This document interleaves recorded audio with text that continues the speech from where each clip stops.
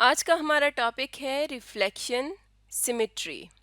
Reflection का मतलब होता है किसी चीज़ का अक्स या इमेज। मिसाल के तौर पर अगर हम इस तस्वीर में देखें तो हम इस पहाड़ का इमेज देख रहे हैं पानी के अंदर, यानी ये इसका इमेज है या इसका रिफ्लेक्शन है, तो इसे हम रिफ्लेक्शन कहते हैं। और अगर कोई शेप अपने रिफ्लेक्शन के साथ मिलकर मुकम्मल हो रही हो तो उसे हम कहते हैं कि इसके अंदर रिफ्लेक्शन सिमेट्री है। मिसाल के तौर पर अगर हम इस तस्वीर में देखें तो यहाँ पर हम एक बटरफ्लाई को देख सकते हैं। ये एक आधी बटरफ्लाई है और बाकी बटरफ्लाई हमें इस मिरर में नज़र आ रही है, यानी इसी का इमेज या रिफ्लेक्शन हमें इस मिरर में नज़र आ रहा है। और अगर हम इस बटरफ्लाई को इसके इमेज के साथ देखें तो ये एक मुकम्मल बटरफ्लाई नज़र आती है। इसका मतलब है कि इस बटरफ्लाई की शेप के अंदर रिफ्लेक्शन सिमेट्री मौजूद है।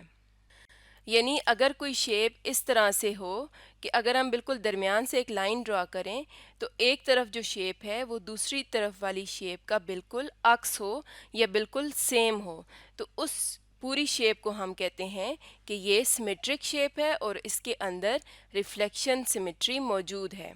और ये जो लाइन हम ड्रा करते हैं बिल्कुल दरमियान में, इस लाइन को हम कहते हैं लाइन ऑफ सिमेट्री। यानी जिस लाइन के दोनों तरफ शेप एक जैसी हो उसे हम कहते हैं लाइन ऑफ सिमेट्री। और ऐसी शेप जो अगर उसे हम हाफ करें तो उसके एक तरफ शेप ऐसी हो जो दूसरी तरफ वाली शेप का बिल्कुल अक्स लगे या रिफ्लेक्शन लगे, तो उसे हम कहते हैं कि इस शेप के अंदर रिफ्लेक्शन सिमेट्री मौजूद है, यानी उसकी आधी शेप दूसरी शेप का रिफ्लेक्शन हो। इसी तरह अगर हम इस तस्वीर में देखें तो ये जो दरमियान में लाइन है इसके दोनों तरफ शेप बिल्कुल एक जैसी है। यानी अगर हम यहाँ से इस तस्वीर को फोल्ड करते हैं तो ये जो स्पैरो है ये इस स्पैरो के ऊपर इस तरह से पेस्ट हो जाएगी, इसके ऊपर आ जाएगी कि इसका ये वाला जो कोना है इसकी बीक का ये यहाँ पर आ जाएगा। इसी तरह ये वाला जो कोना है ये इसके ऊपर आ जाएगा और ये वाला कोना इसके ऊपर आ जाएगा। यानी इस शेप के अंदर भी, इस तस्वीर के अंदर भी रिफ्लेक्शन सिमेट्री मौजूद है। अब हम मज़ीद कुछ एग्जांपल्स देखते हैं कि क्या उनमें रिफ्लेक्शन सिमेट्री मौजूद है या नहीं।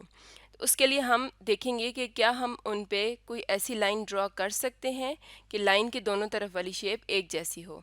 तो सबसे पहले हमारे पास ये एक फ्लावर है, तो क्या हम फ्लावर पे एक लाइन ड्रॉ कर सकते हैं। अगर हम यहाँ पर एक लाइन ड्रॉ करते हैं तो इस तरफ जो शेप है ये दूसरी तरफ वाली शेप का बिल्कुल अक्स या रिफ्लेक्शन लगती है।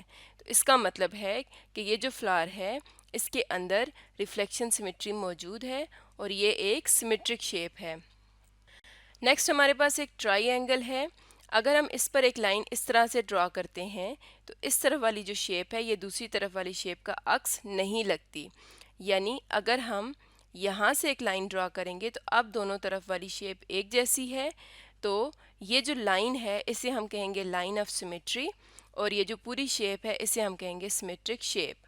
और इसके अंदर कौन सी सिमेट्री है? Reflection symmetry.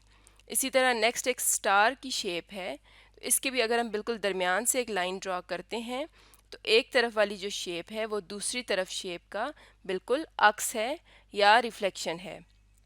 इसी तरह नेक्स्ट हमारे पास ये जो लेटर है ये आई है। अगर हम दरमियान से एक लाइन ड्रॉ करते हैं यहाँ से तो इस लाइन के दोनों तरफ वाली शेप बिल्कुल एक जैसी है, तो इसके अंदर भी रिफ्लेक्शन सिमेट्री मौजूद है।